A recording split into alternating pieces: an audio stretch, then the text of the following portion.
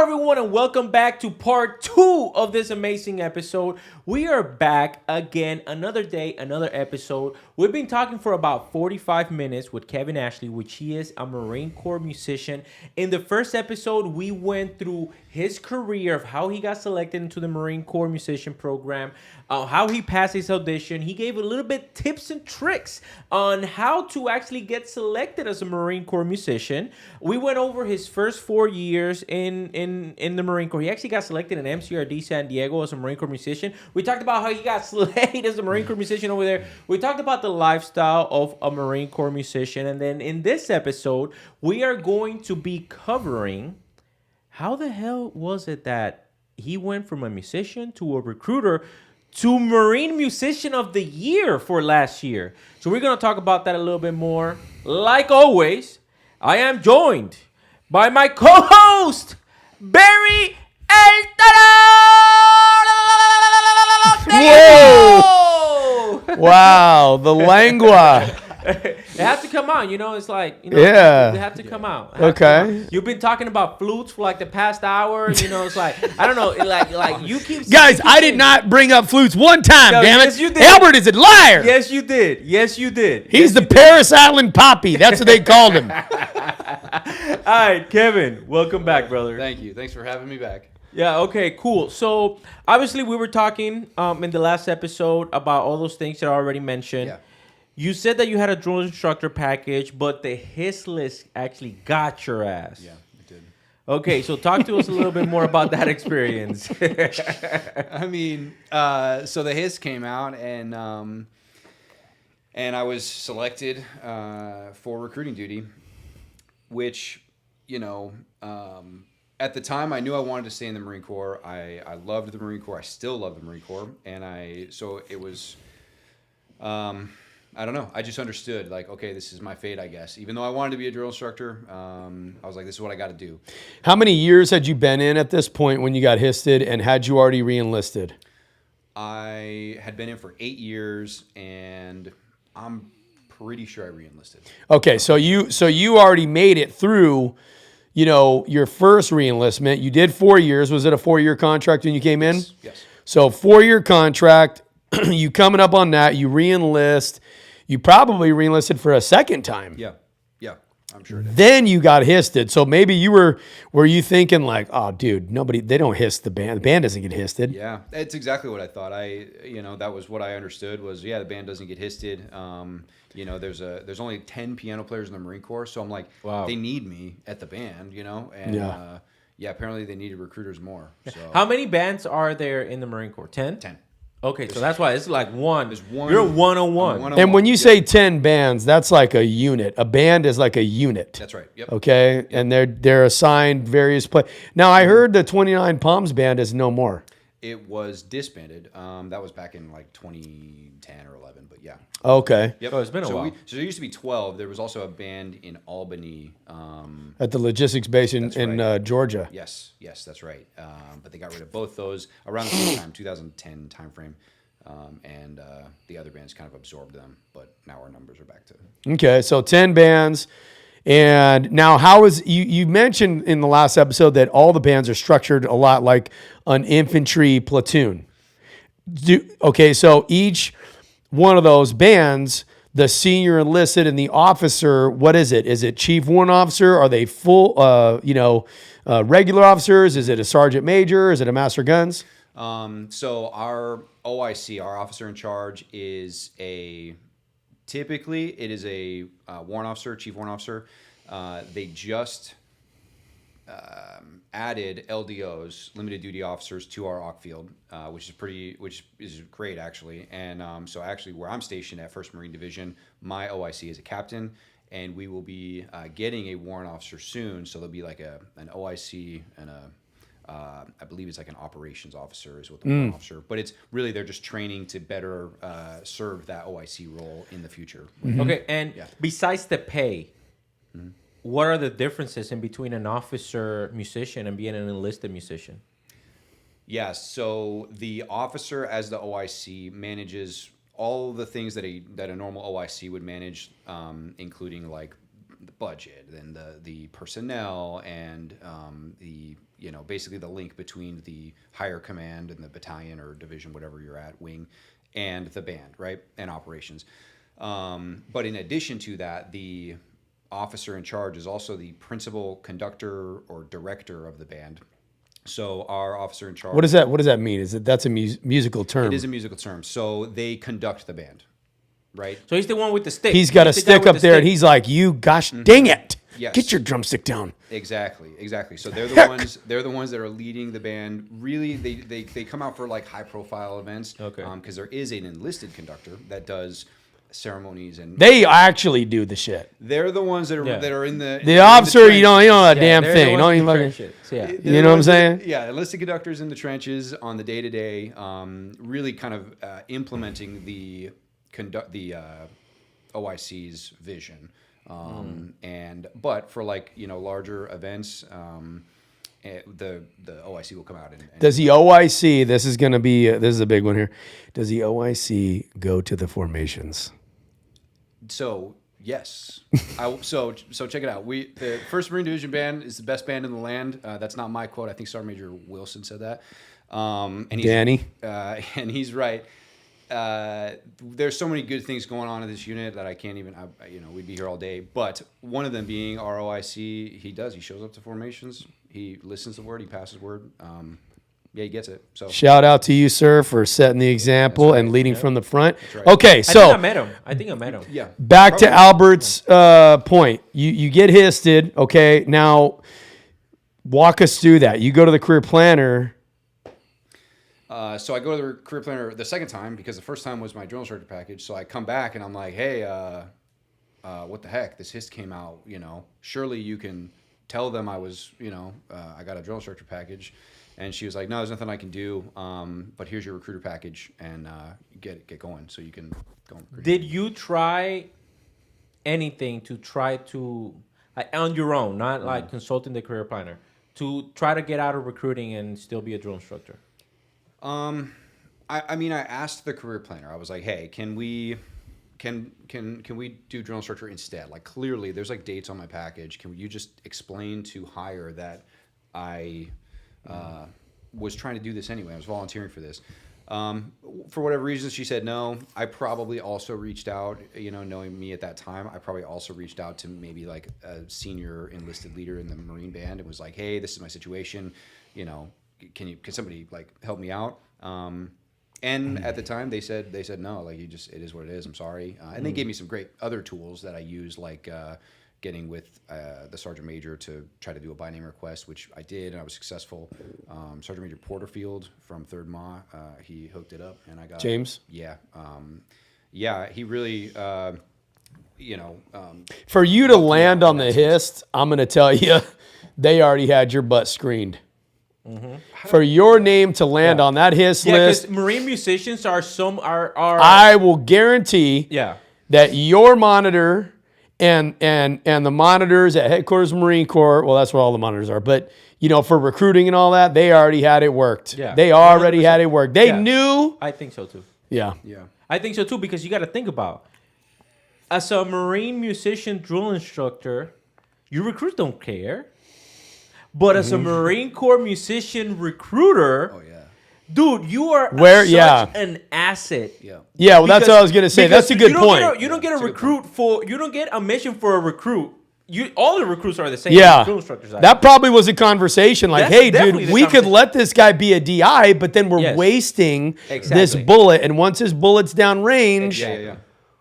Exactly. And not only that, brother, I'm going to tell you this, that you could have put a by name request to wherever the hell you wanted. Yeah. And you would have been picked. Yeah, you're probably right. 100%, yeah. Yeah, as long as you tell them. So for the first time in my life, I'm going to say good call on getting this guy out there to be a recruiter. I think it was a great call. Good call to the monitors out there. Too.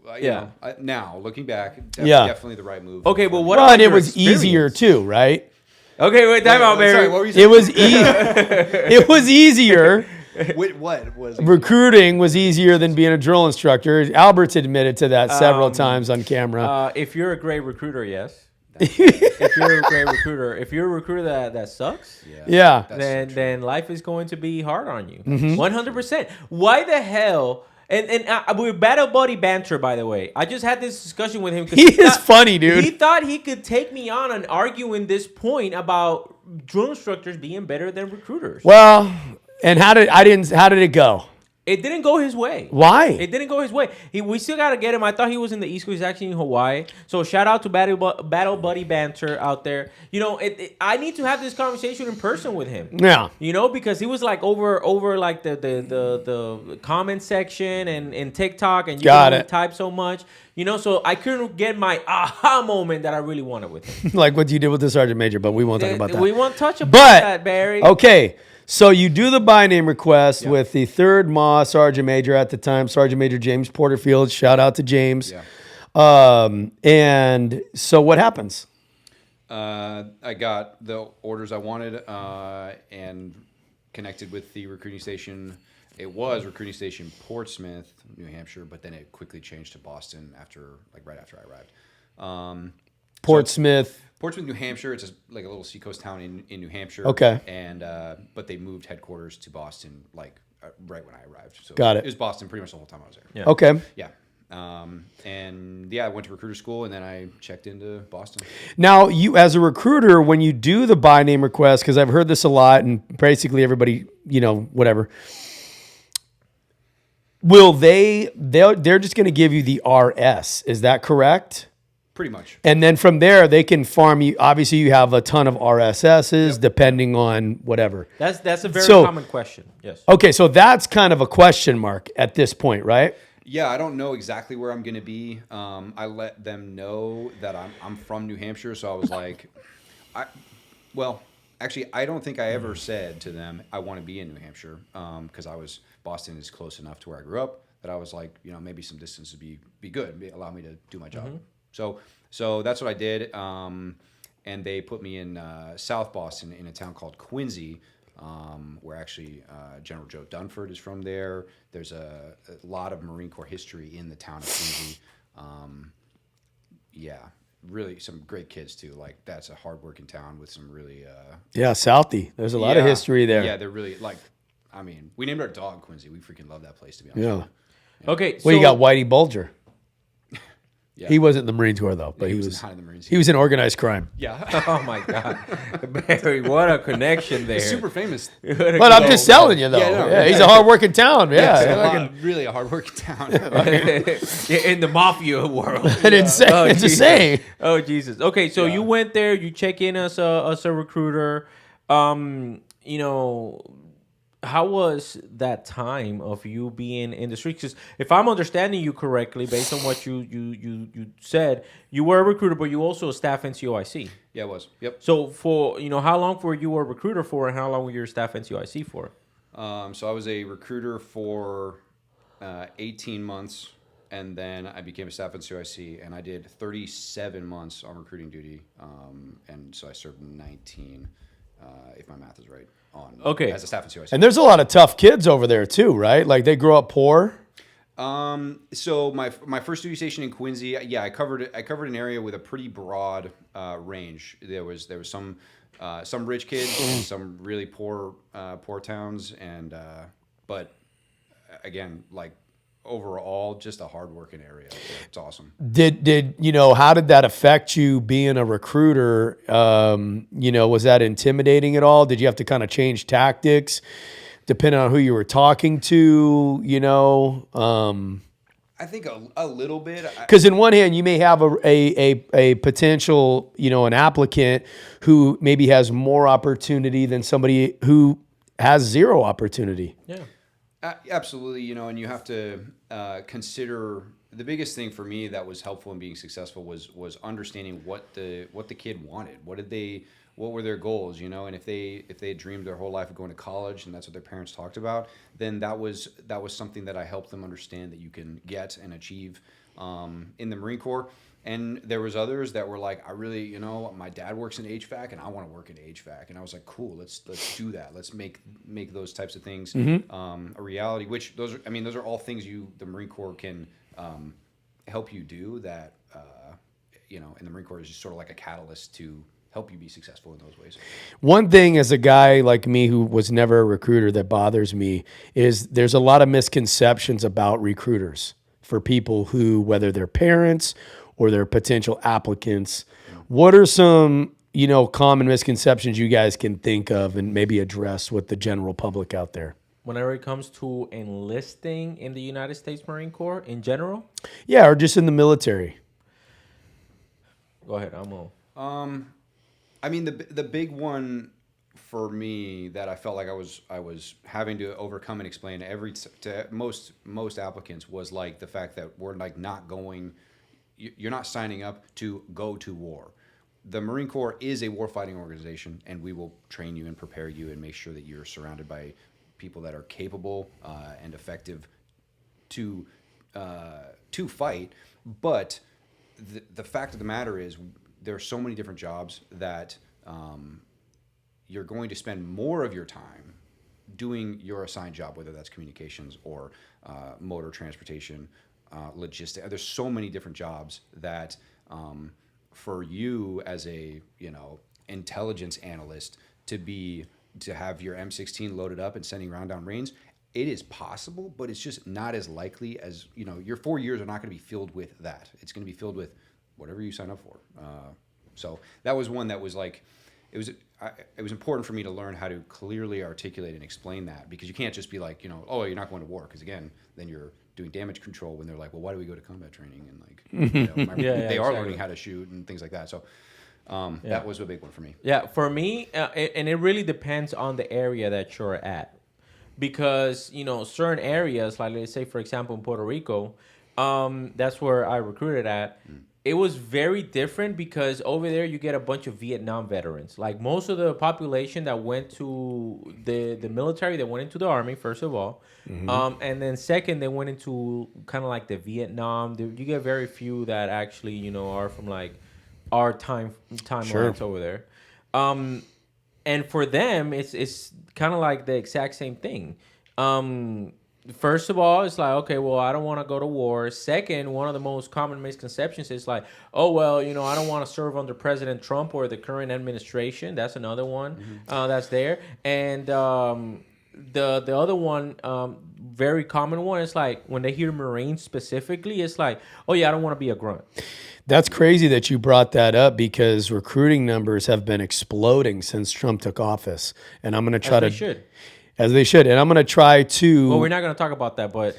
Yeah, I'm going to try to dig up some numbers. But I remember that, too. When I first joined, I had never heard the term bullet sponge until I was in the delayed entry program and I decided to be a Marine. And people are like, oh, you're a bullet sponge. I'm like, what are you talking about? I don't even know what that meant. I worked on aircraft. I worked on helicopters. I was like, this is crazy. We're one of the crazy parts is that over there in Puerto Rico, they always say, oh, you're going to the front lines. Yeah. And then I as an ignorant 16 and 17-year-old, what I had in my mind was like, okay, so the Marines are in your line first. Yeah. And then comes the Army. And then it goes like, whatever. Sure. It's definitely not like that. Yeah, like I remember being 19, like it's not anything like what people think it is. Especially I joined in 98. That was a year Google was invented. You had no social media.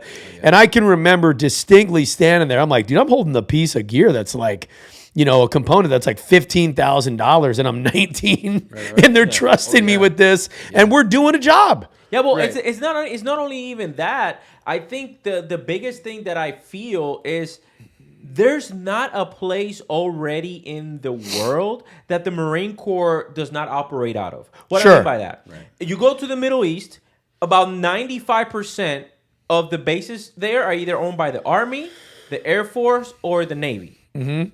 And we operate from those locations. Sure. So it's like, okay, we're in the front lines. No, those people are already in the front lines. Mm. Yeah. You know what I'm saying? So like, let's say, for example, what happened with Yemen right now. They're not attacking a Marine Corps vessel. They're attacking a Navy vessel. Correct. According to the news. according to the news. You Correct. like they're The attacking, Houthis. The Houthis are attacking a Navy vessel, and if I'm pretty sure that if they really wanted to, they probably know the locations of where the bases are already. Sure. It's not a secret. Bahrain. I mean, I'm not sharing any type of national secrets here. No. Like everyone knows that there's. If you look it up in the map, it's Absolutely. where is NSA Bahrain? It'll probably tell you a pin to the specific gate. Absolutely. Yep. You know, so that's what a lot of people have, like this huge misconception, and I think I did a video on it yesterday. Actually, that was a big reason why we have the Marine Corps. That was our first foreign involvement on the globe, was the Barbary Wars, and that was in the early 1800s, and it was because of piracy. Right. I mean, think about how ships were back then. You had the naval vessels. They didn't have the arsenal and the capability and technology that they have today. Right. Why did you have Marines on ships? We all know our own history. We were sharpshooters. We were leathernecks. Why do we're called leathernecks? We had leather straps because we had swords and muskets. Okay. And we protected those vessels from the Barbary pirates. And that's how the Barbary War started. And that was in Northern Africa because they were taxing the hell out of people and just straight up killing them to control the Mediterranean. And they still do the same thing today. Of course, it's different because we'll reach out and touch you with an F-35 or a drone. But yeah. And one thing that I want to cover, also, now that we're touching this subject, and then we'll go back to the original conversation. But, bro, those people that are enemies, they're legit afraid of us. 100%. Like, those people, whenever they hear Marines, they're butthole freaking pluckers. Okay? We don't have that with anybody. Have you ever thought of like, oh well, I'm going into the Middle East and I'm really scared of this Al Qaeda dude? Yeah. No, man. Like the Marines are like, fuck, put me in front of that motherfucker right now. That is true. See what happens. Yeah. See what happens. That's why they have to be smart about it, because they didn't have the balls to confront us face to face. Yeah, that's why, people bring that up all the time, especially I know social media is social media, but it's like there's a lot of these countries out there that, trust me, if they thought they could, they would. Yeah. So the evidence that what you're saying is true is there's really no attempts made. No real attempts. Yeah, and that goes with, like, we were talking about, obviously, because we're familiar, with the war on terrorism and all that stuff. But that also applies. Like, I don't look, even me as a veteran, I don't look as like, oh my God, I'm really scared of this Chinese dude. Or I'm really scared of this Russian dude. You know what I'm saying? Like, I don't look at it that way. The things that make me nervous as a veteran is, like cyber warfare. The ability to just shut down an infrastructure technologically like that, and drones. There's a series drones. about that. Drones are getting. No, not on that. But drones are getting out of control, and we've all gotten like a first line look at the war between Russia and Ukraine. I mean.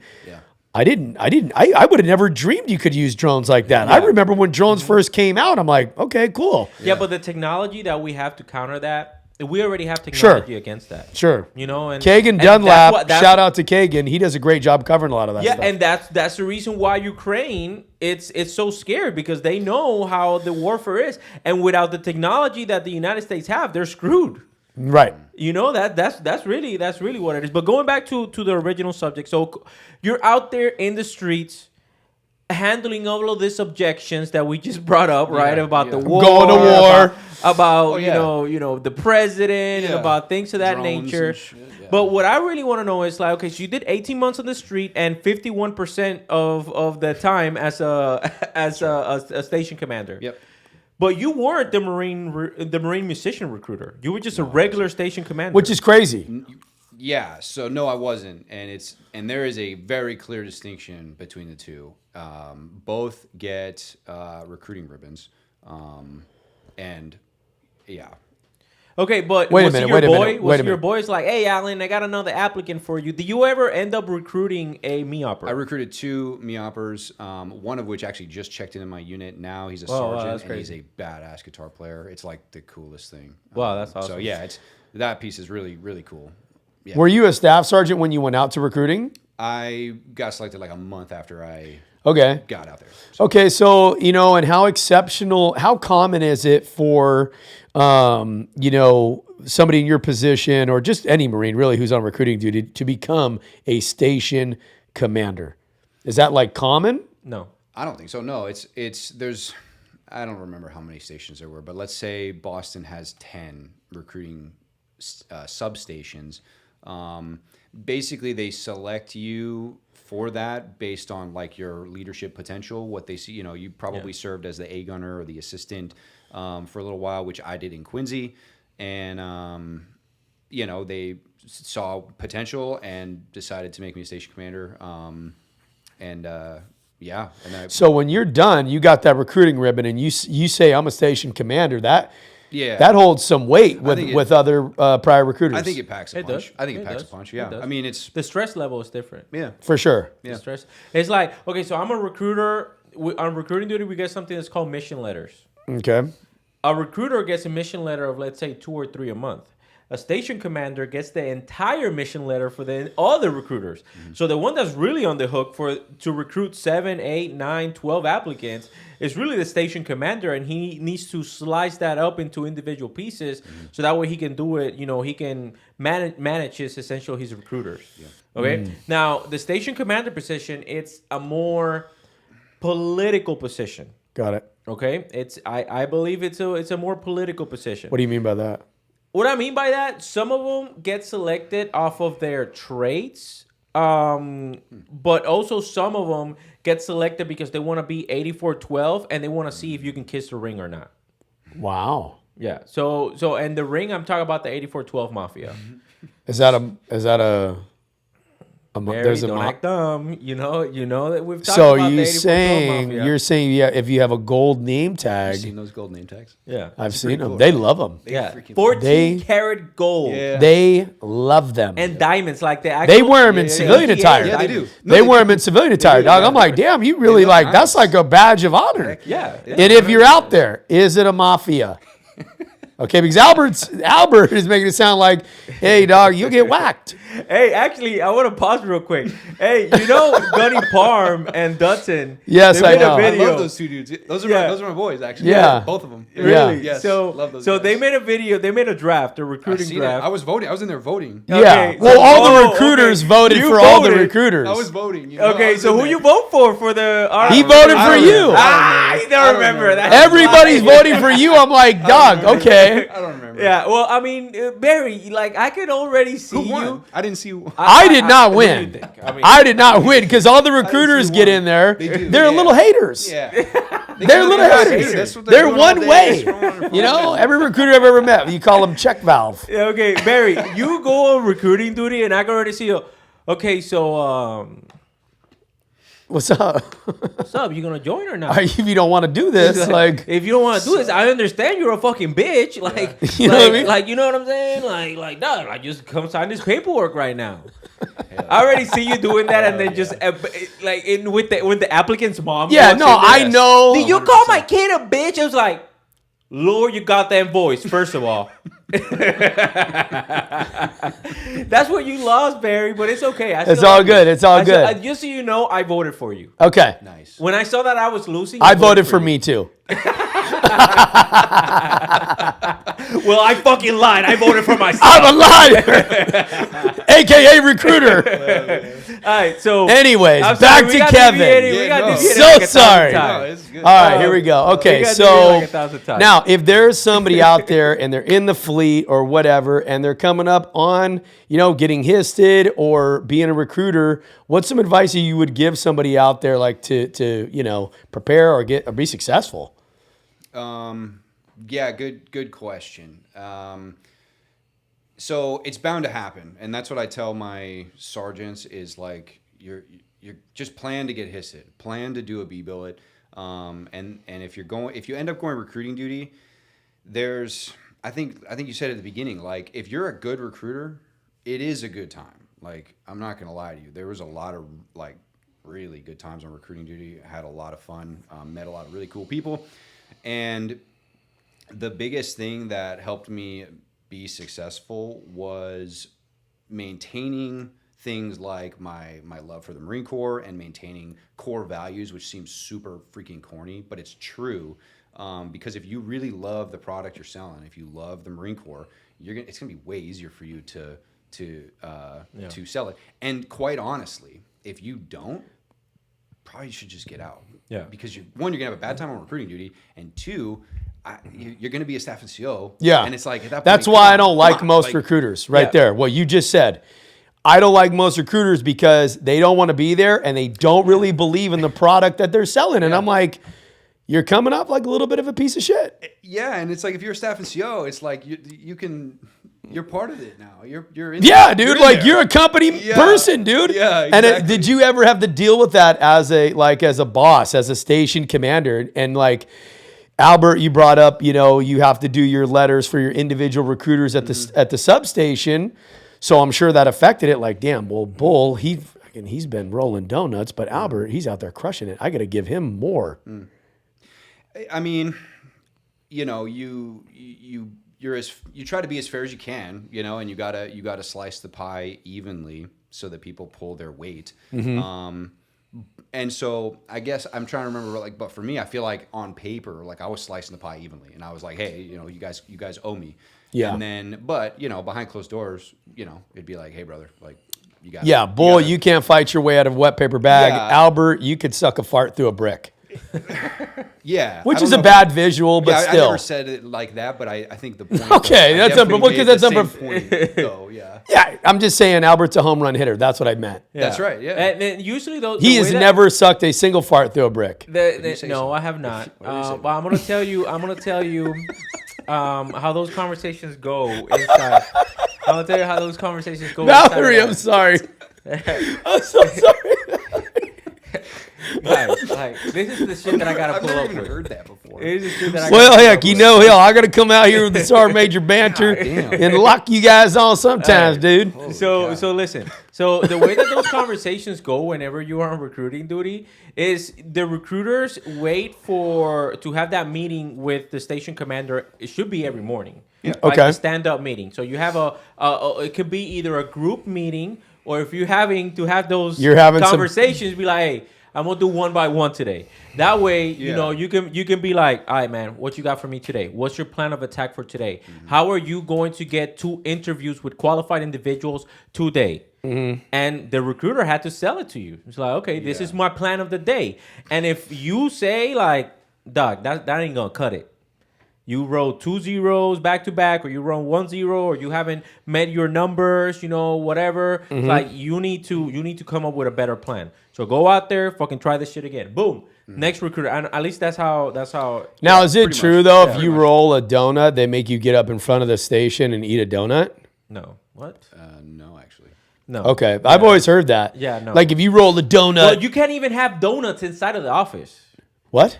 Yeah, we were super superstitious. Whenever we got a kid going on deck, we had a candle that had a picture of General Mattis. Yeah, that's right. In there, and then we turned the candle on when we had kids on deck, meaning they were going to MEPS for and bro, I have never heard this. Oh, yeah. Yes, yeah, 100%. And then the superstition is like you're gonna roll a donut if you eat a donut. So if you wanted to bring donuts into the office, they better be the jelly-filled ones. They better not have a hole. They better not have a fucking hole. That's right. Because if not, you can bring croissants. Yeah. You know what I'm saying? Whatever it is, as long as it doesn't have a donut. Yeah, because we know y'all be out there eating. I did eat y'all be eating good. Straight up. I did eat a lot. Yeah. All right, but I do have a question. Do you suggest that Marine Corps musicians go on an SDA? Yes. Why? Really? 100% yes. Yeah, because it is. So there's different. What's the best way to explain this? The leadership skills, the experience that you gain on an SDA is. I don't think you can get it anywhere else. Certainly not in our ROC field. And I'm a big believer in just paying your dues as well. I'm not gonna lie, the Marine Band is a good gig. It's a great gig. I get to play music pretty much every day, and I'm very grateful for that. And so when the Marine Corps asked me to do stuff that's hard, I am okay with doing it. Like I understand that you've got to pay your dues and you've got to work hard in order to reap the reward at the end, right? Yeah. And so to me, for like the Marine musicians, the gig is good. And so if the Marine Corps asks you to be a recruiter and you love the Marine Corps, go do it. You'll be a better Marine. I'm a better musician because of my time on recruiting duty. My work ethic, my time management has improved. So my performance on piano has improved. So it will help you. And I think all Marines should do it. I think Parm was saying it one of the episodes I was listening to, that staff NCOs should do it. But you know what I think? You're right. I think staff NCOs should do it. But you know what? This is just my personal opinion. I think that all Marine musicians, after they reach their rank of like senior sergeant, they're about to get selected and they want longevity in the Marine Corps. I think they all should do a tour on recruiting duty. Because you got to think about it. Listen to my logic behind this, right?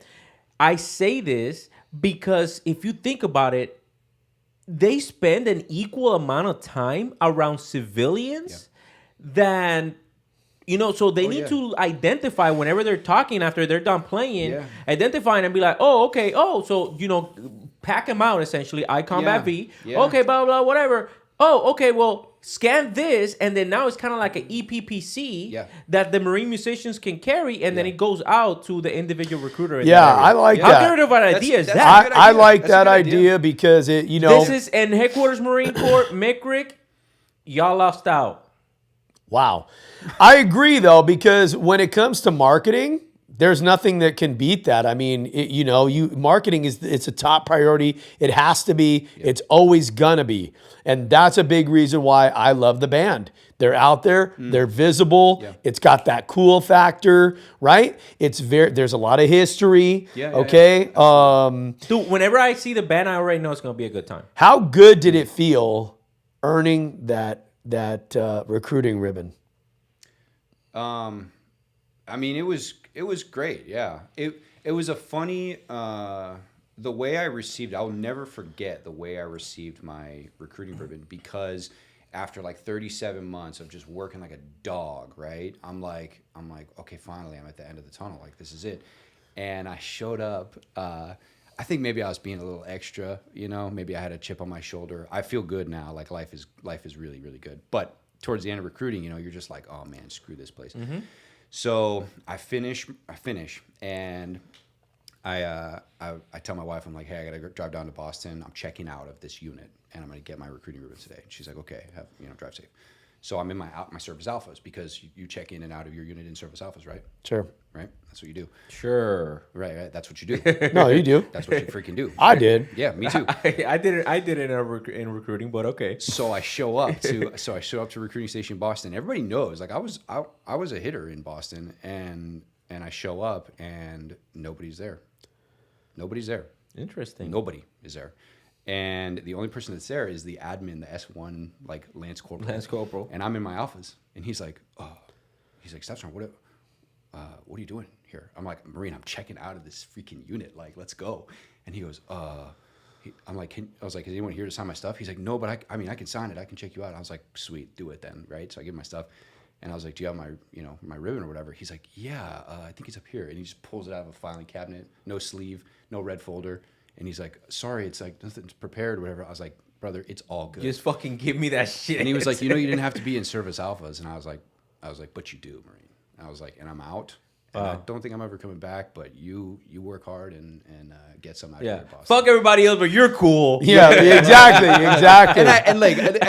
Again, like I really, we had a great team in Boston, and that's the gig on recruiting duty. Is like sometimes everybody's freaking hustling. Yeah. Well, that's one thing I loved about being a drill instructor was it was a very big deal to get your DI ribbon. Yeah, it was you have a ceremony. Yes. And that's the way it should. That's the way it should. Everyone talks nice about you and all that stuff. Well, they don't really talk nice. I mean, but that's how it was for Abe. I went to Abe's one. Yeah. Nice. Well, it depends on who it is. It depends on what company and the setting and everything, whatever. But yeah, I mean, I tell you, we made a very big deal out of it. Yeah. And okay, so let me ask something before we go there. Actually, I want to clarify something. Because I always give a hard time to 8412s, okay? and the people that work at the RS headquarters, right? Like the ops chief, the opso, and all that stuff. Yeah. But at the same time, we also have to understand, and I'm talking to you guys directly right now. You guys need to. I understand that you guys have a job to do, and sometimes like we paint you guys like you guys are the bad guys, but nobody really knows what you guys go through unless you are in that specific billet. Yeah, that's so true. So I get it, man. Like I get it that sometimes you have to be the bad guy to somebody. You got to be the bad guy to somebody. Just ensure, man, that you are a solid individual, that you're not doing it for trying to retaliate with somebody or because you like a station more than the other, because that's when the real problems actually come. If you're trying to be equitable, me as a station commander, as a recruiter, and let's say, for example, like somebody that I know his character is in that position and he screws me over, I'm not going to take it as bad as that guy that likes like, oh, well, I already know he's your freaking boy. And, oh, man, you fucked him up 3 freaking times already in the past quarter. Yeah. That's crazy because we had one in ours for Lauderdale that not that he didn't like Puerto Rico, but he wanted us to not win as bad as he wanted to see the other stations succeed. Sure. But the thing is, he wasn't trying to make the fight fair. Like he was counting. What's that called when he's about to go on deck? Like the NWAs or the NWAs. Yeah. So he was trying to like get NWAs like submitted like very last minute and going above and beyond. Yeah. And then whenever it was for us, he was like, nope. Not on time. Sure. Yeah. That's the type of shit that I'm talking about. And then my staff in COIC, which by the way, Puerto Rico during that time frame, I would say from 2015 all the way up to 2019, at least from the guys that I know, okay? Dude, I will put those guys against anybody in the nation. Against anybody in the nation, to include Texas, California, things of that nature because of the caliber. But guess how many of them actually stayed?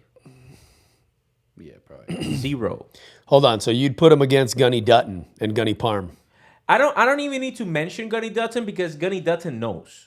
He's a career recruiter, though. But let me tell you. So actually, I'm lying. One of them did stay. Pedro Rolón. Well, you're lying, but you're a recruiter, so it's natural. My boy Pedro Rolón. Okay, he stayed and he's in the pictures all the time with Dutton. So Dutton already knows. Mm-hmm. Dutton already knows. So Dutton got trained by a guy you trained.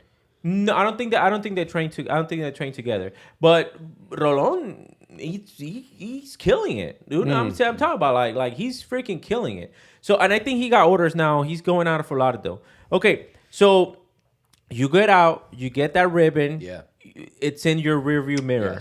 Yes. Okay, you come back. I'm guessing full throttle to the fleet. Did this happen? Okay, so when you won Marine Musician of the Year. Did this happen literally as you were coming off of recruiting duty? No, it couldn't. I don't think it could happen coming off of an STA like that. So I finished recruiting duty, and then my next duty station was my current duty station, which is 1st Marine Division Band, which is at Camp Pendleton. And so I checked in there as a staff sergeant and was like platoon sergeant, and was just back on the Marine Band grind. I was playing music every day, and they had made me the platoon sergeant as well. So I was dealing with the troops. It was great. I was fully getting fully indoctrinated into life at the 1st Marine Division, which is a great life. And it was last year. So what is it? 25. So 24. Let me make sure I got my math right. I think I submitted my Musician of the Year package. So what happens for this competition is you compete just like any other board, like a meritorious board or something like that, and you submit you're selected by your unit. So the 1st Marine Division Band selected myself and an NCO to be to represent us and be our nominations for Musician of the Year and Staff Musician of the Year. And then we submit our packages to headquarters, Fleet Music headquarters, I think, or something like that in DC, and they review all 10 bands. So I'm competing against 9 other Marines, and then I think early 2024 is when they released that I had won Staff Musician of the Year for that year. And you get it like a Navy com? Yep. So you get a Navy comm, and then there's some So there's some perks to it. Oh yeah. And you submit like an audition tape. You submit a video of you playing your instrument, right? So for this, I actually recorded. I arranged and recorded a solo version of the Marines hymn and Waltzing Matilda on piano. And when I say arranged, basically I took the song Marines hymn, which we all know and love, and I changed the harmony. I made it sound a little more like modern, and just kind of I put my like spin on it. I need to hear this. Yeah, it's pretty cool. And so I did that, and I submitted it, and that combined with my Marine Corps stats, like how basic stuff like what's my PFT, CFT, how do I shoot on the rifle range, and also just my like fit reps and any other like volunteer stuff. So like I run a band kind of on the side, and we do different gigs in the community. We do volunteer stuff. Like Okay, so volunteer type stuff. all of that stuff, all the stuff that normally makes for a really good meritorious Marine. It's the same stuff, the same write-up that we submit, and then Headquarters Marine Corps, the music Marines. Okay, I do have a question. This might be a little bit controversial in your community. Yeah. But which would you say is the most prestigious band in the Marine Corps? Fleet bands. So I can get into this a little bit, but for the Marine Corps fleet bands, the 1st Marine Division band is the best band in the Marine Corps, bar none. Okay, and do you feel that just because your name was the name selected by the 1st Marine Corps band, did that play a factor in you getting selected as the Marine Musician of the Year? No, because I don't think everybody in the Marine Corps thinks the 1st Marine Division band is the best band. But I personally think so too. I mean, I don't blame you. It is. Yeah, Barry. It is. Because you can't say 3rd Mob Band. They're good, but they're not the best. Yeah, I mean, I would say 1st Marine Division, and I love Waltzing Matilda, the history behind Waltzing Matilda between us. What is that? It's the 1st Marine Division. Go ahead. Yeah, so Waltzing Matilda is the 1st Marine Division fight song. So it's unique. Maybe the 2nd Marine Division has a fight song. I think they do. But anyway, 1st Marine Division has a fight song called Waltzing Matilda, and it is played at the end of a ceremony. There's 2 songs that are played. Anchors Aweigh for the Navy, and Marines Hymn is the last song that's played at every military ceremony. At the division, and if you are a division asset or a subordinate command, you also rate Waltzing Matilda. So at the end of a military ceremony, if you're change of command, relief and appointment, retirement, they will play Waltzing Matilda, Anchors Aweigh, the Marines Hymn. The song originates back during like the island hopping campaigns in the Pacific. The Marines would like go to rest in Australia. That was like their Libo city or town or whatever.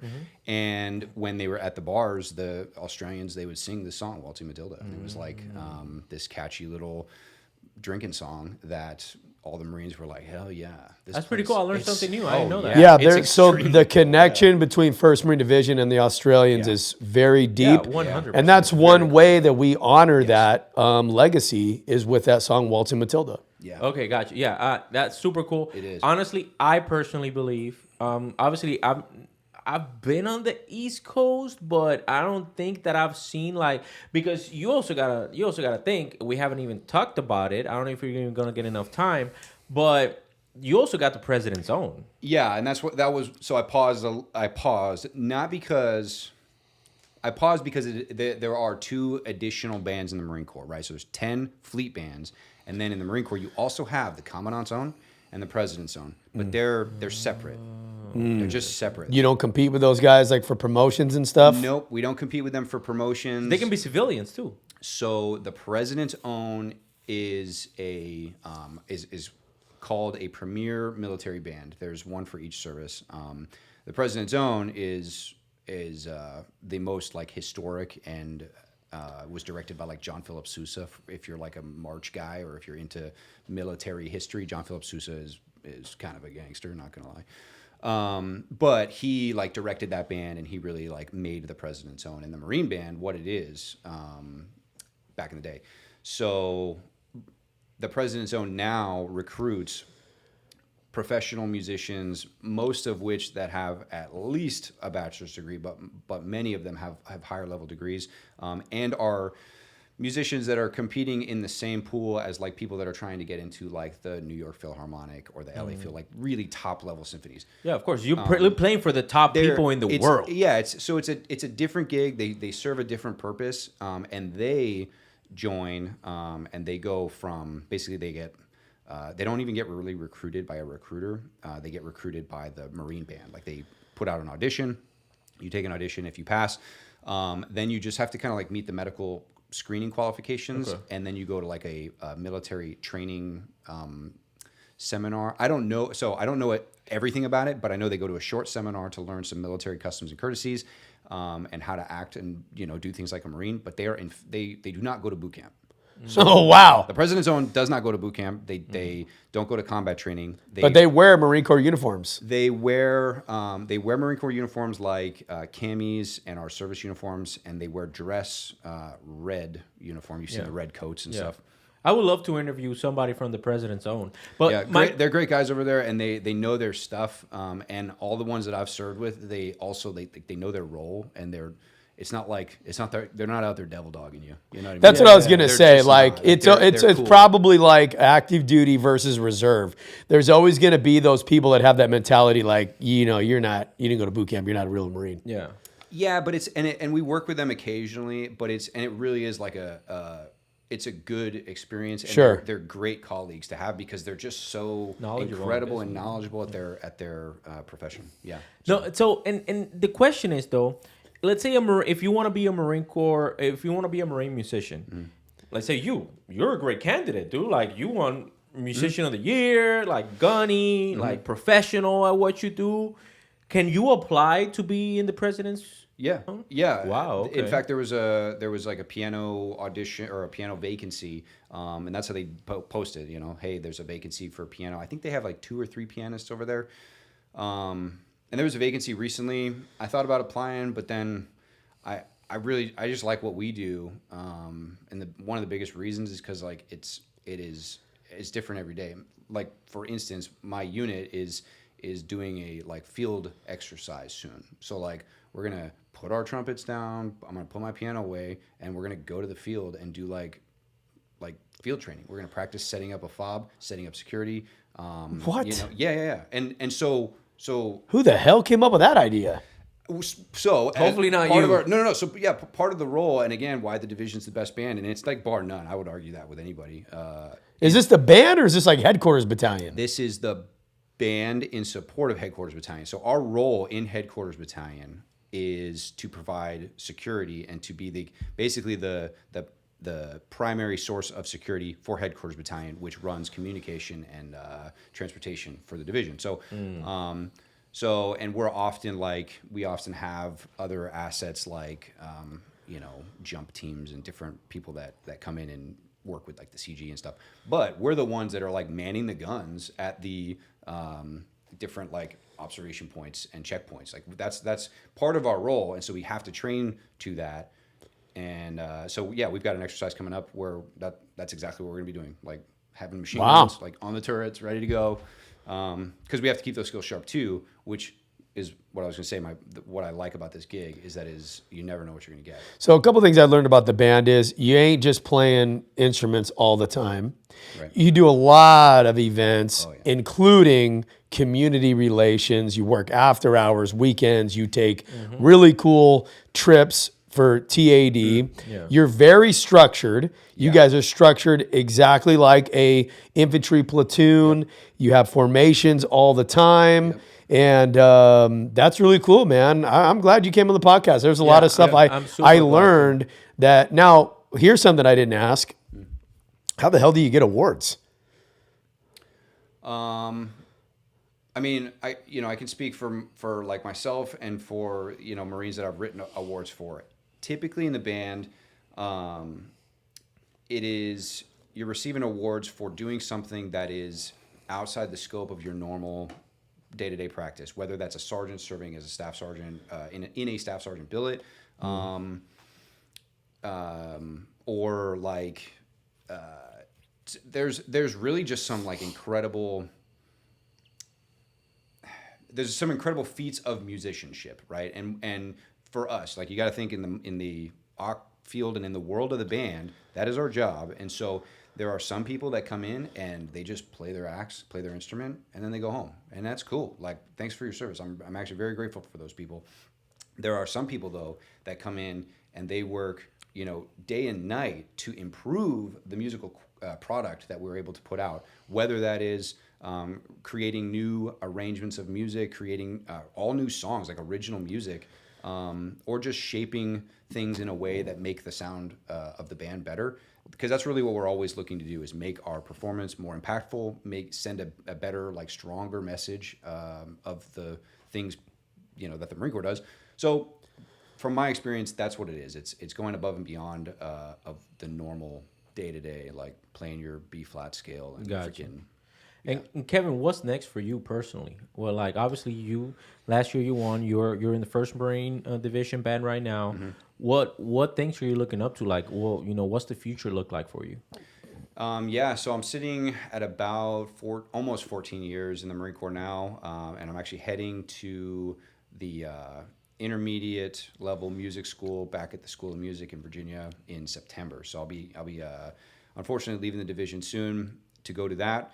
And once I finish that school, I'm not sure. I would love to come back to California to finish out the rest of my career on the West Coast. There's just a lot of great stuff going on over here. And then ultimately, me and my wife are going to head back up to New England, and that's where I plan to retire once I hit 20 years. Gotcha. Start a family, set some roots up in New Hampshire.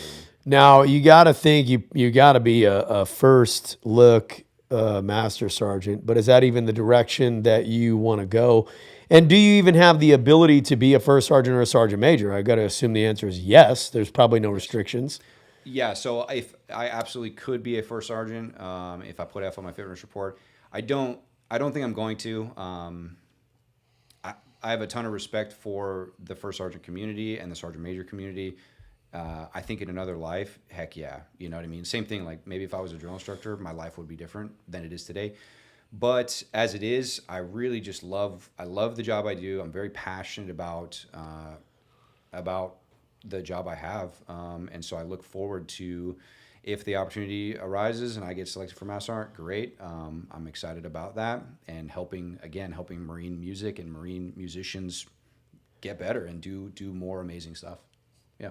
It's good. Brother, I definitely want to thank you for coming on the podcast. I learned a lot, and I love the ones that I actually come here and I learn a lot. Thank you so much for being so open and coming over here and sharing what is the life of a Marine Corps musician, Like I said, man, like whenever I see the band, any band for that matter, but specifically the 1st Marine Division band, going somewhere, I already know it's going to be a freaking blast, dude, because you guys know how to bring the vibe up, and knowing the amount of work and dedication that it takes for you to make people feel the way that you make them feel whenever you guys play, dude. I really want to thank you for that, because I'm actually honored for you actually coming over here and taking the time, man. So thank you so much.